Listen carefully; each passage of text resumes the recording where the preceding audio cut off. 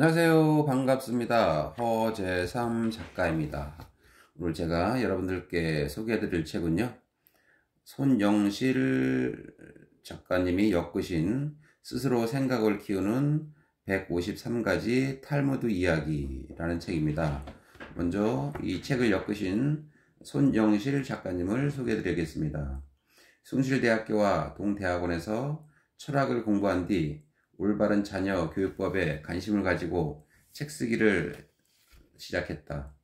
그동안 지은 책으로는 기독교인을 위한 탈무드, 유태인의 천재교육, 건강한 엄마, 야무진 아이를 위한 70가지 태교 이야기 등이 있다. 프롤로그를 읽어보겠습니다. 아인슈타인, 에디슨, 스티븐 스필버그, 빌 게이츠, 마크 주커버거 등 이 사람들의 공통점을 무엇일까요? 맞습니다. 여러분이 잘 아는 세계에서 유명한 인물들이지요. 또 한 가지 공통점이라 한다면 이들 모두 탈무드를 읽고 자란 유대인이란 사실입니다. 탈무드는 5천년이란 긴 세월 동안 유대인의 지혜와 슬기가 담긴 보물창고입니다. 조상 때부터 그들은 자녀 교육을 위해 밤마다 읽어주는 지혜의 책이었지요. 탈무드를 들려주면서 부모들은 이 이야기를 보면서 어떻게 생각하느냐며 이야기를 나눈다고 해요. 실제로 탈무드를 읽으면 삶에서 목표도 분명해지고 왜 공부하는지 깨달으면서 그동안 우리 눈에 보이지 않았던 가치들이 보이기 시작합니다. 탈무드는 여러분이 쉽게 읽고 쉽게 삶에 적용할 수 있도록 우화처럼 재미있는 이야기들로만 모여 있답니다. 장르도 다양합니다. 경제, 종교, 법, 사회 등에 걸쳐 여러분의 삶에 필요한 지혜를 담고 있어요. 공부만 하기 바쁜 여러분에게 참고서나 문제집만큼 필요한 것이 바로 이 책일 거예요. 진짜 삶에서 일어날 법한 어려운 문제들을 어쩌면 이렇게 기막히도록 해결하는 걸까 싶을 정도로 막힘없이 해결하는 재치가 들어있거든요. 나아가서 여러분이 더 큰 세상을 보고 사람을 만나며 미래를 살아갈 때 교과서에서 배울 수 없는 교훈을 어느 순간 갖고 있으리라 확신합니다. 그럼 본문으로 들어가 보겠습니다. 삼형제와 마법의 사과. 왕에게 하나뿐인 딸이 있었다. 그런데 그녀가 무서운 병에 걸려 사경을 헤매게 되었다. 영약을 먹지 않으면 살아날 가망이 없다는 의사의 진단이 내려졌다. 그러자 왕은 딸의 병을 낫게 하는 사람을 사위로 삼고 자기 다음 왕으로 세우겠다고 포구령을 내렸다. 왕궁에서 멀리 떨어진 변방에 삼형제가 살고 있었다. 아무리 먼 거리에 있는 것도 못 볼 수 있는 망원경을 가진 형이 그 포구문을 우연히 보게 되었다. 공주를 불쌍히 여긴 삼형제는 어떻게 해서든 그녀의 병을 낫게 하자고 의논하였다. 둘째는 아무리 먼 거리도 순식간에 갈 수 있는 마법의 양탄자를 가지고 있었고, 셋째는 어떤 병이라도 낫는 마법의 사과를 가지고 있었다. 그들은 마법의 양탄자를 타고 왕궁에 도착하여 공주에게 마법의 사과를 먹였다. 그러자 공주의 병은 거짓말처럼 깨끗이 나았다. 모든 사람이 뛸 듯이 기뻐했고 왕은 큰 잔치를 베풀고 왕이 계승자를 발표하기에 이르렀다. 그런데 난처한 일이 생겼다.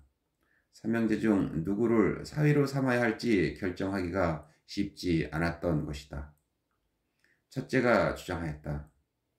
내가 망원경으로 포구문을 보지 않았다면 우리가 여기에 올 수 없었을 것입니다.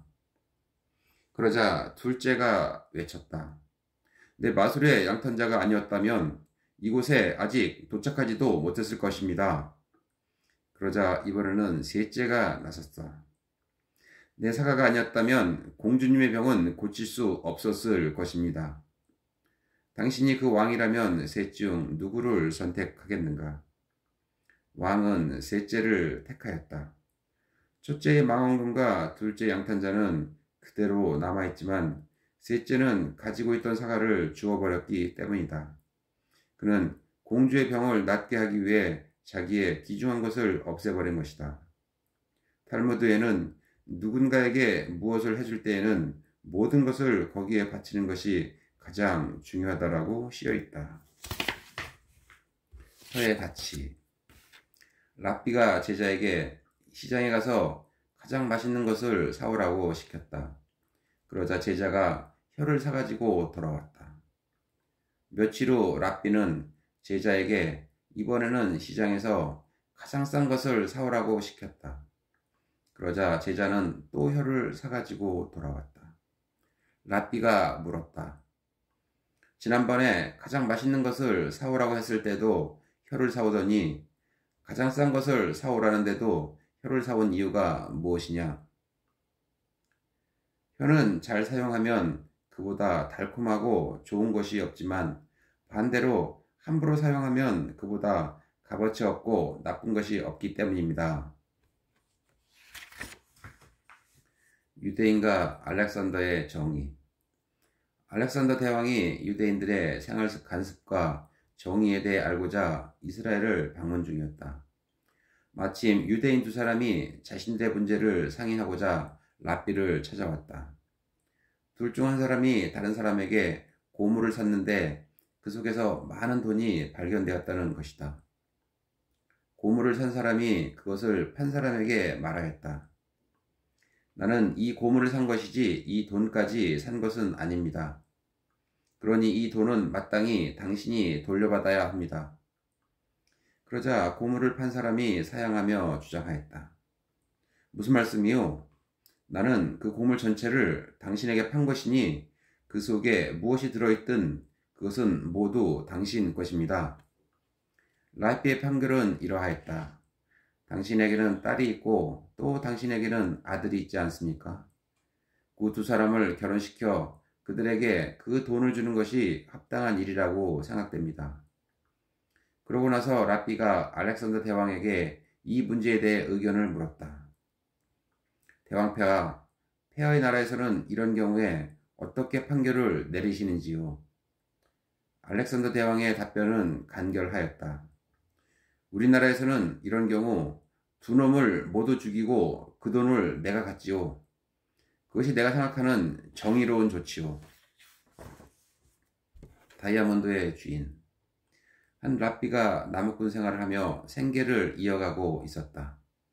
그는 산에서 나무를 해다가 먼 장터에 나가 그것을 팔았다.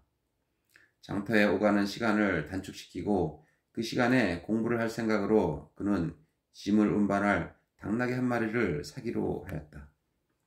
나무꾼 랍비는 장터에 사는 아랍인에게서 당나귀를 샀다. 그러자 그의 제자들이 랍비가 당나귀 때문에 빨리 다닐 수 있게 되었다고 기뻐하며 당나귀를 냇가로 끌고 가서 물로 씻어주었다. 그런데 그때 당나귀 목의 갈기에서 큰 다이아몬드 한 개가 떨어져 나왔다. 제자들은 랍비가 더 이상 가난한 나무꾼 생활을 하지 않아도 되고 공부는 물론 자기들을 가르칠 시간이 많아졌다고 생각하고 기뻐하였다. 그리고 랍비에게 다이아몬드를 전해주었다. 그러나 랍비는 제자들에게 당장 장터로 가서 아랍 상인을 찾아 그 다이아몬드를 돌려주라고 말하였다. 그러자 제자들이 말하였다. 하지만 선생님, 이것은 선생님이 직접 사신 당나귀에서 나온 것 아닙니까? 나는 당나귀를 산 것이지 다이아몬드를 산 적이 없다. 내가 산 물건만 갖는 것이 당연한 일이 아니냐. 결국 랍비가 상인을 찾아가 다이아몬드를 돌려주었다. 그러자 상인이 말했다. 당신이 그 당나귀를 샀고 다이아몬드는 그 당나귀에 붙어 있었소. 그러니 굳이 나에게 돌려줄 필요가 없지 않습니까? 랍비가 대답하였다. 우리 유대인의 전통과 신앙에 따라서 자기가 산 물건만 갖는 것은 당연한 일입니다. 그래서 이 다이아몬드를 당신에게 가져온 것입니다. 소경의 등불. 캄캄한 밤길을 한 나그네가 걷고 있었다. 잠시 후 맞은편에서 등불을 들고 걸어오는 사람이 보였다. 그런데 자세히 보니 그는 소경이었다. 이상하게 생각한 나그네가 소경에게 물었다. 당신은 앞을 보지 못하는 소경인데 왜 등불을 들고 다니는 것입니까? 그러자 소경이 대답하였다. 내가 이 등불을 들고 다니면 소경이 걷고 있다는 것을 눈뜬 사람들이 잘 알 수 있기 때문이지요. 초대받지 않은 사람. 한 랍비가 마을의 중요한 문제를 의논하기 위해 6사람을 집으로 초대하였다. 그런데 모임이 예정된 날 랍비의 집에 모인 사람은 모두 7명이었다. 그중 한 사람은 분명히 랍비의 초대를 받지 않은 사람인데 그가 누구인지 도무지 알 수 없었다. 그래서 랍비가 말하였다. 여기 계신 분들 중에서 초대받지 않은 사람은 나가주시기 바랍니다. 그러자 그들 중 가장 지혜롭고 유능하여 누가 생각해도 그 자리에 꼭 있어야 할 사람이 침착한 태도로 일어나서 나가는 것이었다. 그는 초대받지 않았음에도 잘못 알고 온 사람이 부끄러움을 당하지 않도록 자신이 자진하여 나갔던 것이다. 보트의 구멍. 어떤 남자에게 작은 보트가 하나 있었다. 그는 해마다 여름이 되면 가족과 함께 그 보트를 타고 호수에 나가 낚시를 즐겼다. 여름이 끝나자 그는 배를 보관해 두려고 무트로 끌어올리려다가 배 밑에 작은 구멍이 하나 뚫려 있는 것을 발견하였다. 아주 작은 구멍이었기 때문에 다음 해 봄에 다시 보트를 사용하려 할 때 수리하면 될 것이라고 생각하고는 그대로 두었다.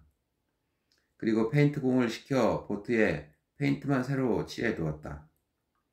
이듬해 봄은 유난히 일찍 찾아왔다.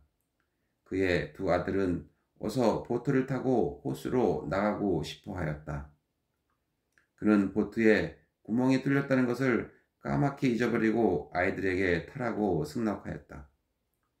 아이들이 보트를 타고 나간 뒤 2시간이 지나서야 그는 그 배에 구멍이 뚫려 있었다는 사실을 번개처럼 떠올렸다. 그의 아들들은 아직 수영에 익숙하지 못했던 것이다. 그는 누구에게라도 구원을 요청할 생각으로 급히 호수로 달려나갔다. 그런데 그때 두 아이가 배를 끌고 돌아오는 것이 보였다. 그는 아이들이 무사하다는 것에 우선 안도의 숨을 돌린 다음 배 밑을 조사해 보았다. 그런데 배 밑에 뚫려 있던 구멍이 이미 막혀 있는 것이 아닌가. 그는 페인트공이 배에 페인트를 칠하면서 고쳐진 것임을 깨닫고 선물을 사들고 그에게 인사를 하러 갔다. 제가 배에 칠을 했을 때 대금을 지불해 주셨는데 또 왜 이런 선물을 주시는 것입니까? 그가 대답하였다. 배에 작은 구멍이 뚫려 있는 것을 당신이 고쳐 놓았더군요. 나는 배를 사용하기 전에 고치려고 생각하고 있었는데 그만 깜빡 잊고 말았습니다. 당신은 내가 그 구멍을 수리해달라는 부탁도 하지 않았는데 그것을 잘 막아주었습니다. 당신 덕분에 내 두 아들의 생명을 구했습니다. 악한 사람들에 대한 태도. 랍비 몇 사람이 함께 길을 걷다가 악인의 무리와 마주쳤다.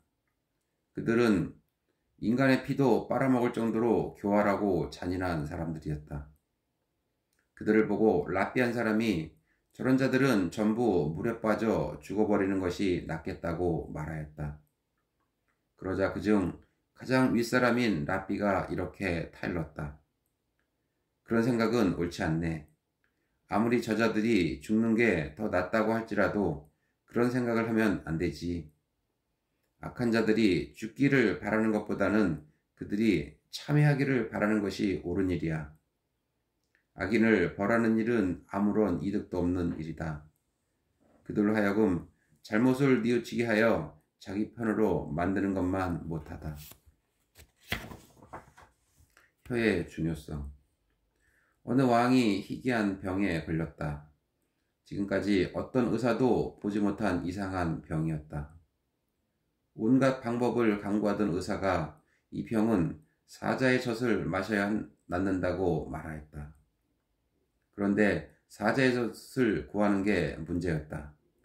그때 어느 지혜 있는 사나이가 사자가 살고 있는 동굴 가까이 가서 새끼 사자를 한 마리씩 어미 사자에게 주었다. 열흘쯤 지났을 때 그는 어미 사자와 아주 친하게 되었다. 그래서 왕의 병을 고칠 사자의 젖을 한 병을 채울 수 있을 만큼 짜낼 수 있었다.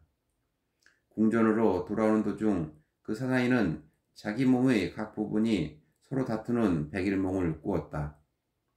즉, 발은 자기가 아니었다면 사자가 있는 동굴까지 도저히 가지 못했을 것이라고 주장했고, 눈은 자기가 아니면 앞을 볼 수 없어서 그곳까지 가지 못했을 것이라고 주장했으며, 심장은 자기가 아니면 대담하게 사자에게 접근하지 못했을 것이라고 주장하였다. 그러자 듣고 있던 혀가 큰 소리쳤다. 모두들 그래봐야 내가 아니면 너희들은 소용이 없어. 혀의 말에 신체의 각 부분은 발끈하면서 혀를 나무랐다. 뼈도 없고 보잘것없는 것이 까불고 있네. 그들이 윽박지르는 바람에 혀는 입을 다물고 말았다. 그러는 사이 사나이가 궁전에 다가왔을 때 혀가 불쑥 말하였다. 누가 가장 중요한지 내가 알려주지. 사나이가 왕 앞에 다가서자 이건 무슨 젖이냐? 하고 왕이 물었다. 사나이는 엉뚱하게도 대답을 하였다. 예, 이것은 개의 젖입니다. 조금 전까지 심하게 혀를 윽박지르던 신체와 각 부분은 비로소 혀의 힘이 얼마나 강한지를 깨닫고 모두 혀에게 사과하였다. 그러자 혀가 다시 말하였다. 아닙니다. 제가 말씀을 잘못 드렸습니다. 이것은 틀림없는 사자의 젖입니다. 가장 중요한 부분일수록 자제력을 상실하면 더 큰 잘못을 저지르기 마련이다. 어린아이는 소중한 존재. 한 아버지가 다음과 같은 유서를 썼다. 내 재산 전부를 아들에게 줄 것이다. 그러나 내 아들이 진짜 바보가 되기 전에는 그 재산을 물려줄 수 없다. 그 소식을 듣고 랍비가 찾아와 그에게 물었다. 당신은 참으로 이상한 유서를 썼군요. 대체 당신 아들이 바보가 되지 않으면 재산을 물려주지 않겠다니 무슨 이유라도 있는 것입니까? 랍비의 질문에 그는 갈대 하나를 입에 물더니 괴이한 울음을 내면서 말 위를 엉금엉금 기어 다녔다. 이런 그의 행동은 자기 아들이 결혼하여 아이를 갖게 되고 그 자식을 기여하게 되면 재산을 물려준다는 뜻이었다. 아이가 태어나면 인간은 바보가 된다라는 속담이 여기에서 비롯된 것이다. 유대인에게 어린아이는 매우 소중한 존재로서 부모는 자식을 위해 모든 것을 희생한다.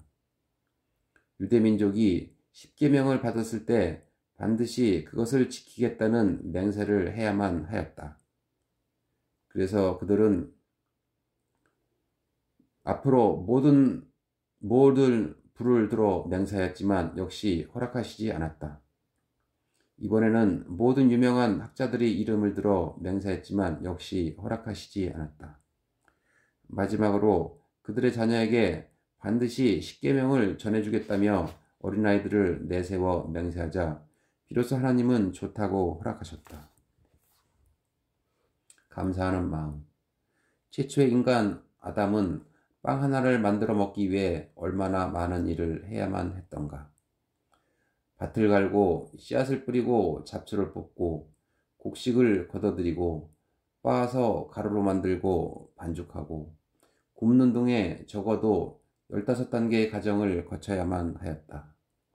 그러나 지금은 돈만 있으면 얼마든지 빵집에 가서 만들어 놓은 빵을 살 수 있다.